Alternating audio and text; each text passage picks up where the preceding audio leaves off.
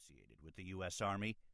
Money was tight, forces were cut, units deactivated, procurement deferred, training reduced, and many of the most important lessons of World War I forgotten. Many officers resigned to pursue other opportunities. Ike didn't. He stayed through the tough years, building relationships, studying, and preparing himself for the future.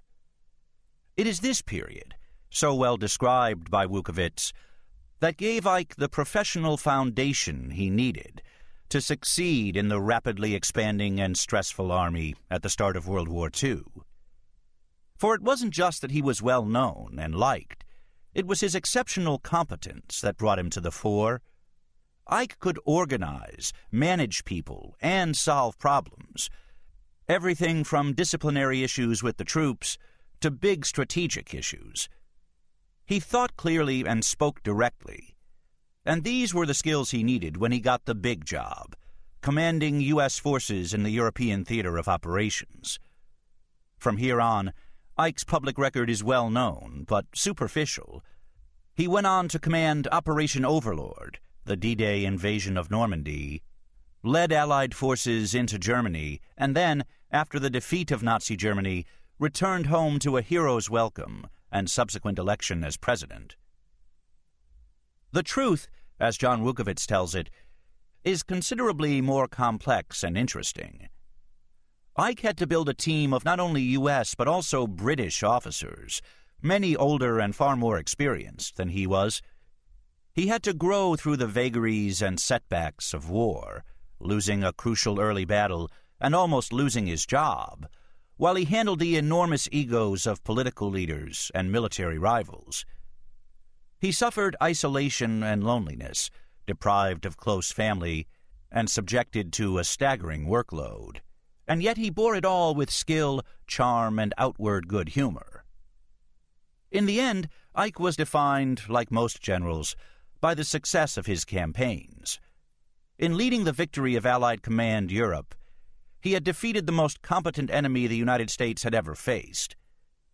And yet, strangely, he is remembered within the armed forces more as a political general than a warfighter.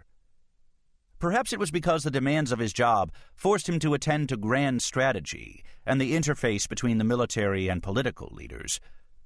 Perhaps it was because, as an alliance leader, he was gracious enough to allow other generals, erstwhile rivals for recognition and advancement, to claim their share of the successes, sometimes at his own expense.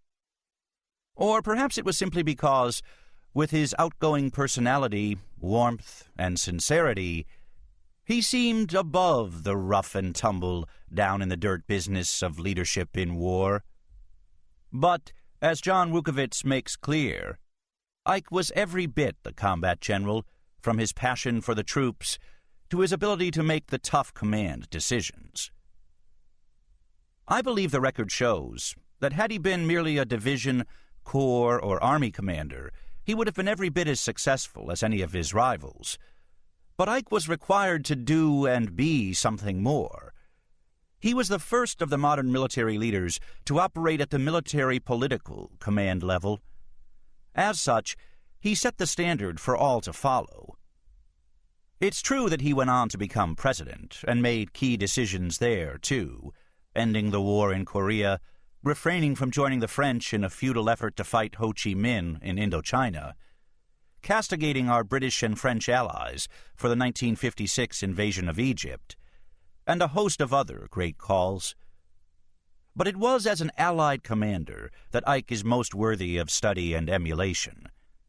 He built relationships of trust and confidence, fostered a remarkable spirit of teamwork, and traded off purely military considerations against the strategic and political in a pragmatic calculus that led to success and also represented the highest form of the military art.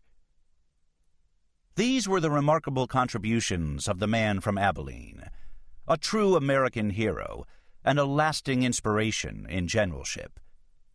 And most everyone in America, and much of the world, admired and liked him to boot. General Wesley K. Clark.